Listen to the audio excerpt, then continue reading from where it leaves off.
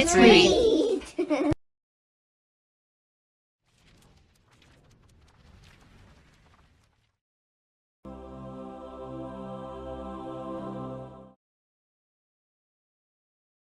Chapter 14, A Mysterious Message.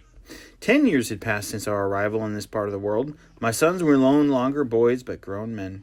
Fritz was 24, Jack was 23, Ernst was 20, and Francis 18. It was almost impossible now to curtail their explorations into unknown regions of the island. One day, Fritz left on one expedition that was to change our lives. He set sail at daybreak and was gone the entire day. Shortly before night, Elizabeth approached me, scared. "You must go in search of Fritz, my dear. I'm so worried about him." To relieve my wife's anxiety, my sons and I set out for Shark Island, where we fired the cannon as a signal to Fritz. A few minutes later, we saw a black spot on the sea. Looking through my spyglass, I saw that it was my wandering son. "Fritz, you gave us quite a fright," I cried as he beached his Kajak. "Thank heaven you're safe." "Oh, I'm fine, father," said Fritz, unconcerned. "Wait till you see what I have. I think I've made a discovery that's worth more than all the treasures in the earth." "Tell us all about it," Ernst begged. "Well," he began, "I was anxious to explore the eastern coast, for none of us have been there before. As I sailed among the shoals and rocks covered with nests of seagulls, I saw sea lions, elephants, and walruses playing in the water. Naturally, I was in a hurry to get out of their way and rowed as fast as I could. But suddenly, I came upon a magnificent bridge which I passed underneath. The bridge led to a cave and out into a beautiful bay.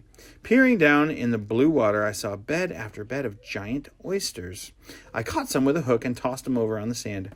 However, when I opened them, instead of finding a nice fat oyster, there was only hard, gritty meat inside. Then my knife hit some little round hard stones the size of peas. I lifted them out and held them up to the light.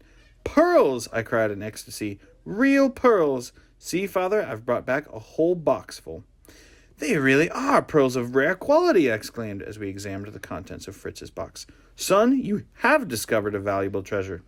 "Something else happened on this trip," Fritz announced. "I found this note tied to the foot of a gull not far from the oyster beds."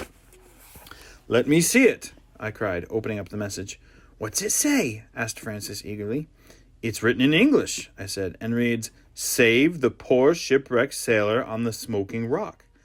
"How mysterious," cried Jack. "Father, what do you think the note means?"